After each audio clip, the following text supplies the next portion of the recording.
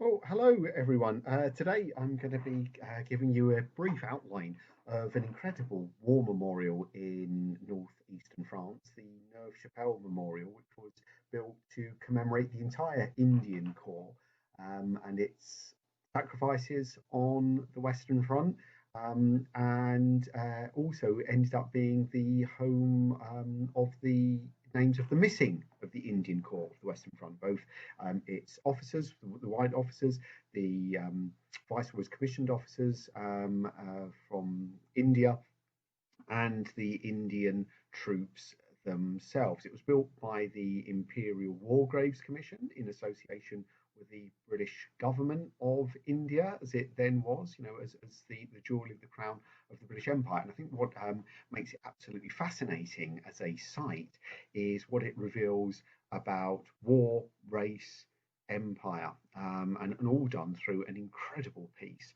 of architecture. So let's start with the big facts. What was British India? What was the scale of its contribution to the Great War? Well, as you can see there, British India consisted of modern day India, Pakistan, Bangladesh, Myanmar, what was Burma, and the allied state of Nepal. During the course of the conflict, India sent over 1 million men to fight overseas. As you can see there, the single biggest contribution was to the Mesopotamian campaign. There was also 144,000 in Egypt and Palestine, 138,000 in France and Belgium, and smaller contingents were sent to East Africa, Aden, Gallipoli, Salonika, China. You see, 74,000 lost their lives serving in the conflict between 1914 and 1921. So a huge commitment made by British India, what was British India. And if the war had gone on into 1919, there is no doubt about it that there would have been greater pressure put upon India for an even larger manpower contribution. It was particularly raising its presence in Egypt and Palestine. But today I'm going to concentrate on the memorial in France and Belgium. So let's work out where it was placed. So on the left there, you can see the map of the Michelin map of modern northeastern France, and the dots show you the Commonwealth War Graves Commission cemeteries and memorials. And you can see the trench map of the Battle of Neuve Chapelle in March 1915, because the memorial is placed somewhere absolutely of vital significance to the Indian Corps, right on the German strong point of Port Arthur, which, if you can see, is just down here, just past the crossroads. There's a crossroads of the roads there, you can see, and Port Arthur's about there. So it was a position that they overran and captured from the Germans. So straight away, we can see that the memorial was deliberately placed on a site of military glory. And there is that fascinating thing there, isn't there, that the memorial is there to commemorate the dead,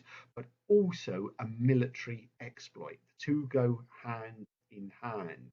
But it has that traditional element of military commemoration, something that was done boldly and gallantly, and in this instance resulted in a local victory of some sort.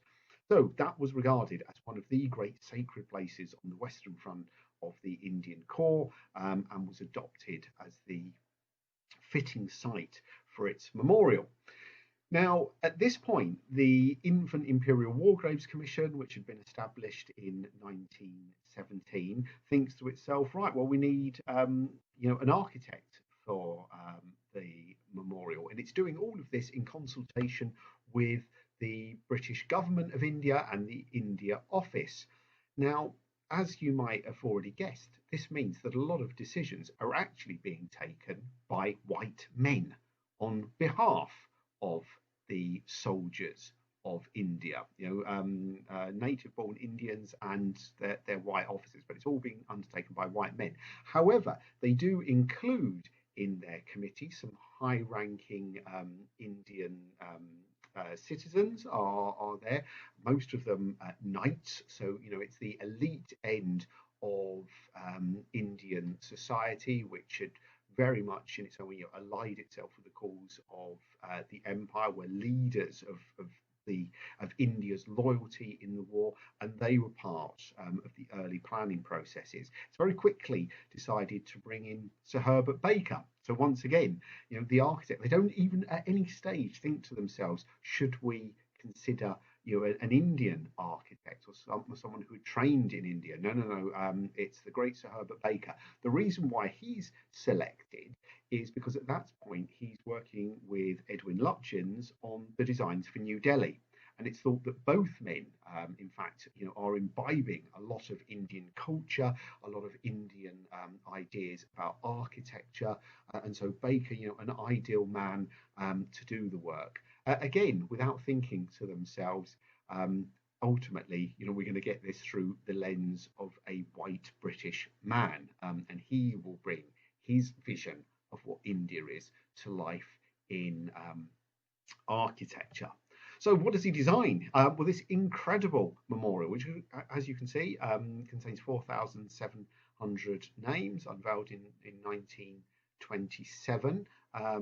An absolutely stunning piece of work, regardless of what you might think of the nature of empire or anything else. The architecture itself, it's beautiful. It works as a memorial to this day, and if you ever get a chance to visit, I can thoroughly recommend that you do so. As you can probably see there, what Baker does is play with Orientalism, or his understanding of what the East is like and India is like. So he creates these mini little pavilion temples that you can see. He creates a great obelisk that you can see at the top there, which is deliberately designed to echo Emperor Ashoka's columns that he'd erected at the height of his Mughal Empire fame. So, there is this hint, there is this deliberate connection with India's history. And of course, it's a connection with India's history that's royal. It's about a previous Indian emperor who exerted his power across the whole country, just as the great King Emperor George V is now doing. You can also see that he created the Sanchi Rao. Can you see the perforations in the wall here? There's some other images that I can show you in a moment. So again, this wonderful thing of bringing a sort of white British man's vision of what India is and Indian architecture is to a fairly damp, low-lying corner of French Flanders. That's what we get.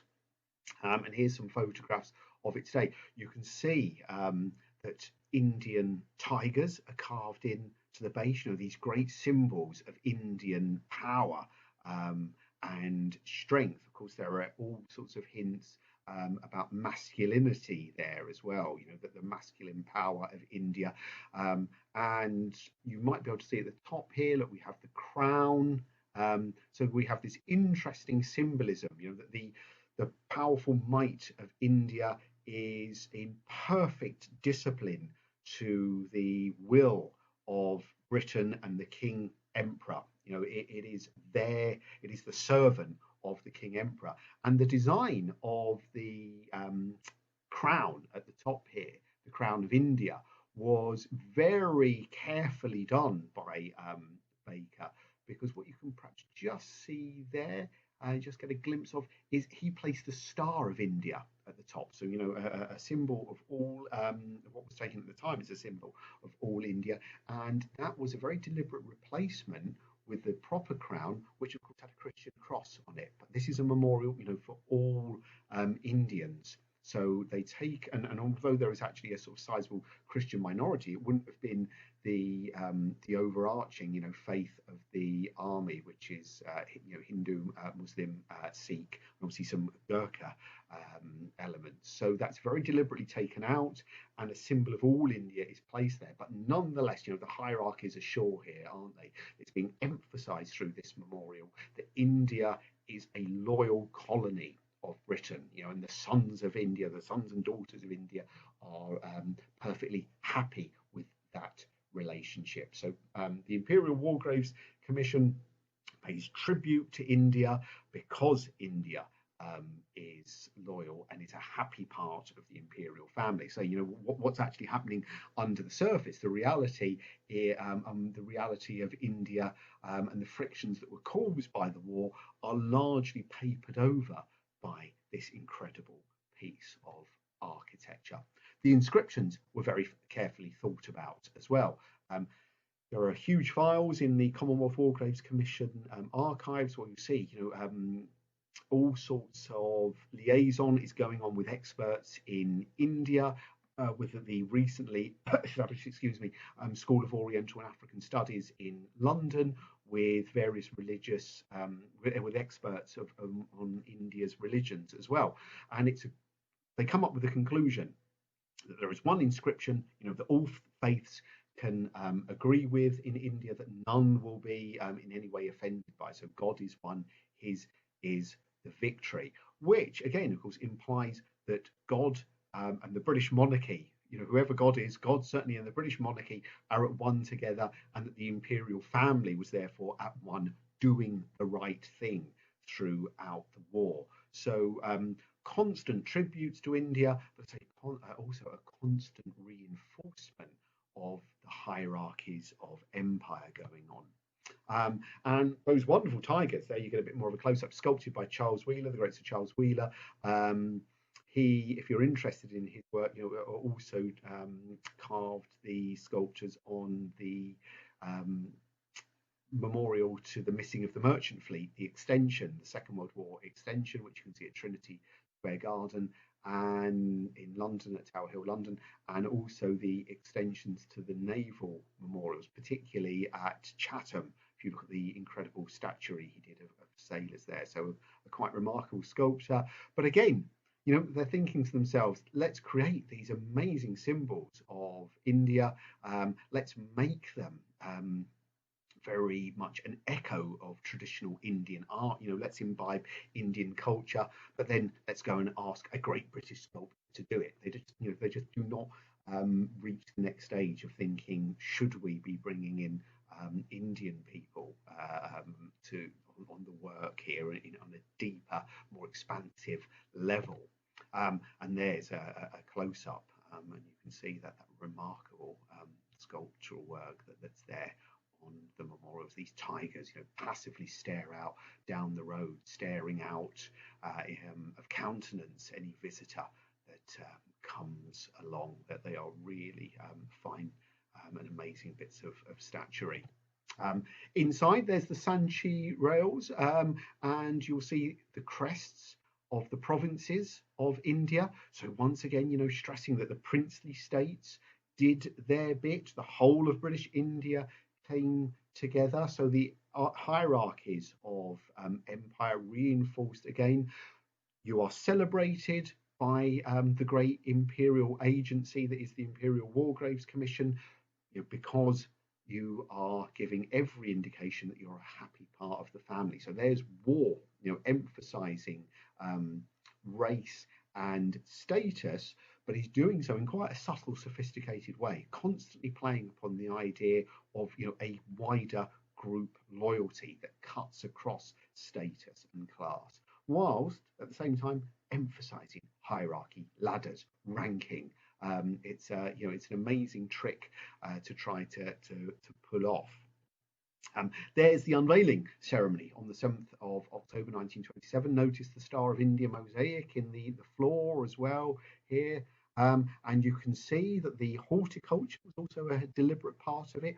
Willows were planted because of their connections with India. There's a large, being northeastern France, it's and in French Flanders, it is of course low-lying, it's very boggy. So Baker very deliberately includes the drainage ditch. He wants the idea of water. India, particularly through Hinduism, the holy river Ganges, the idea of flowing water was important. And indeed, at one stage, he even considers whether he should include something like a receptacle which could hold Ganges river water, but he was worried, if it couldn't be constantly replenished, it would all get a bit mucky and it wouldn't look good. So he took that idea off. So there's that way of shaping, the local environment and kind of trying to make it weave into concepts of the Indian landscape. It's obviously a big event locally. You can see all the villagers of Neuve, Chapelle, and the surrounding villages and towns came out. For a day of great civic pomp and pride, as well, as they helped to host this ceremony. Now there were contingents of all Indian Army units present. So there's a small contingent, one representative, and there again, you see that sense of representatives of the Viceroy's office and the India office meeting the Indian troops. They are saluting them, the dignitaries, and of course, in return, the dignitaries respect and salute back the soldiers. So a very carefully staged, managed ceremony, which is all about, I keep banging on about this, but trying to show that there is a basic unity and a mutual respect here, and that India is, of course, loyal. Presenting their hilts, that loyal gesture that is being made there. There you get a sense of the interior of the memorial. The names are carved, are inscribed on tablets around the walls, the names of the missing, and again, the very deliberate instance of the inclusion of officers and men together. And it also reminds you, that ranking, that this is a military memorial, that these are virtually all of them pre-war regulars. They lived and died as soldiers together, so their regiments and their ranks are hugely important. Civilian ideas of being sort of completely anonymous and perhaps or completely uniform and being listed perhaps just alphabetically. No. This is a military memorial, and the pride in the unit, the pride that each rank can take in their own particular skill set, is emphasised by the way they are inscribed on the walls. Now, the Indian contingent, now they are leaving the memorial. Now, they were obviously extremely important as symbols of the whole Indian army throughout the unveiling ceremony. And one of the things that was very deliberately done before the formal part of the ceremony commenced was that the Indian soldiers were allowed in alone. No pomp, no circumstance, no other officials, just so they could see it, they could imbibe the nature of the memorial, they could be at one with it, they could see the names inscribed, and of course the names, most of the vast majority of the inscriptions being in Arabic, in English lettering, rather than any Indian alphabet. So again, the sort of the dominance of the European power there in the way that they're going to communicate these dead to the world. But to come back to this contingent, I think it was regarded as a really important symbol, that the Indian soldiers should be there with their comrades. And I think there's also a statement going on about race there.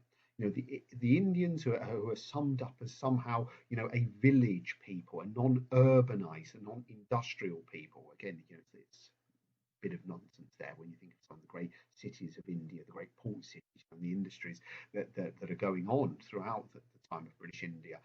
But therefore, seeing as they're thought of as a rural people, there's also that sense in which they're regarded as people highly attuned to things like time and the seasons and the spirit of a place. So it's almost as if they're saying, we know you Indians, are like antenna for the spirits, far more so than we've become in the West. And so we appreciate and we understand that you will need the time to kind of commune with your dead community of soldiers. And that was regarded as a vastly important part of the ceremony. And of course, it's given great newspaper coverage in all the British newspapers, and there you see representatives of the Indian memorials, where, as it said, Lord Birkenhead, on behalf of the government of India, had carried out the unveiling. And then there's a grand luncheon afterwards for everyone, where there are various toasts for India, France, Britain, the British Empire. It's all done in great style. So I think what you see, to sum up, what you see here is race, empire and war, all coming together. As I'm sure you know, the Indian Army was extremely stratified, racially into different companies and battalions. It's mainly also something that was regarded as a preserve of the north of India, the so-called martial races of India, who then all get celebrated in British military law. They're presented as having done their bit loyally throughout the war. They are then celebrated in architectural form in this memorial, which is presented as a great tribute to India, but it's also totally and utterly encoded with ideas of loyalty to the imperial state, and that somehow, that there is a respect and an intermingling which holds the empire together, and that is used, to brush over the fact that it is, of course, immensely, racially stratified, and is there to serve Britain. So I hope you found that of interest, and I hope at some point you can get yourself over there. Perhaps we should organise a trip so that we can all see that incredible memorial. Thanks very much.